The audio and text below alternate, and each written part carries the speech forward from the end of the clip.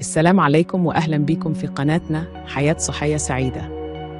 في الشتاء ومع البرد الشديد ناس كتير بيعانوا من آلام والتهابات المفاصل اللي بتأثر على حياتهم اليومية. النهاردة هنتكلم عن أفضل العلاجات المنزلية البسيطة اللي ممكن تساعدك تخفف الألم وتحسن من حالتك. خليكم معانا لآخر الفيديو علشان تعرفوا كل النصايح المهمة. ليه البرد بيأثر على المفاصل؟ في الأول خلينا نفهم ليه البرد بيزود آلام المفاصل. في البرد الدورة الدموية بتقل شوية، وده بيخلي العضلات والأربطة حوالين المفاصل تبقى ضعف شوية، وده طبعاً بيزود الشعور بالألم. كمان الناس اللي عندهم التهاب المفاصل أصلاً زي خشونة الركبة أو الروماتويد بيحسوا إن الأعراض بتزيد في الجو البارد.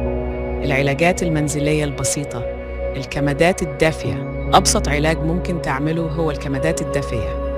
ممكن تستخدم فوطة سخنة وتحطها على المفصل اللي بيوجعك لمدة 15 ل 20 دقيقة. ده هيساعد إن الدورة الدموية تتحسن، وده هيخفف الألم. زيت الزيتون الدافئ. زيت الزيتون يعتبر من الحاجات الطبيعية الممتازة. سخن شوية زيت زيتون بسيط وادهنه على المفصل بحركات دائرية.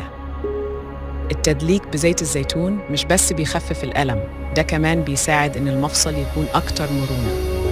الزنجبيل.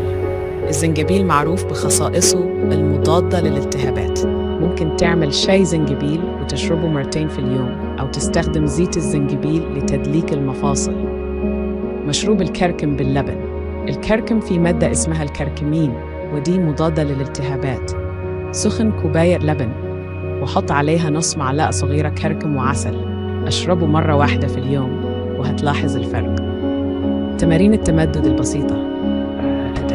رغم إن الحركة ممكن تكون صعبة مع الألم، لكن التمارين البسيطة بتساعد جداً. حاول تعمل تمارين تمدد خفيفة علشان تحسن من مرونة المفاصل وتقوي العضلات حوالين المفصل. نصايح إضافية. ارتداء الملابس الدافئة. حافظ على تدفئة جسمك كويس، خصوصاً المفاصل. استخدم لبس شتوي ثقيل وملابس داخلية حرارية لو الجو شديد البرودة. شرب المياه الكفاية.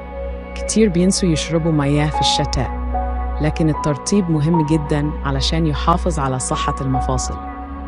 التغذية الصحية. ركز على الأكلات الغنية بالأوميجا 3 زي السمك وزيت بذور الكتان، وكمان الفواكه والخضار اللي فيها مضادات أكسدة زي البرتقال والتفاح. تقليل الوزن الزائد. لو عندك وزن زيادة حاول تقلله علشان يقل الحمل على المفاصل، وده هيساعد جداً في تقليل الألم. الختام، في الآخر أهم حاجة إنك تهتم بجسمك وتتابع مع دكتور لو الألم مستمر أو زاد. العلاجات المنزلية دي ممكن تكون فعالة جداً لو بدأت تطبقها بانتظام. ما تنسوش تقولوا لنا في التعليقات إيه أكتر علاج جربتوه وفرق معاكم، وكمان لو عندكم أي استفسارات أو أفكار فيديوهات جديدة شيروا الفيديو علشان غيركم يستفيد، واشتركوا في القناة وفعلوا الجرس علشان يوصلكم كل جديد. شكراً لكم وأشوفكم في فيديو جديد قريب، والسلام عليكم.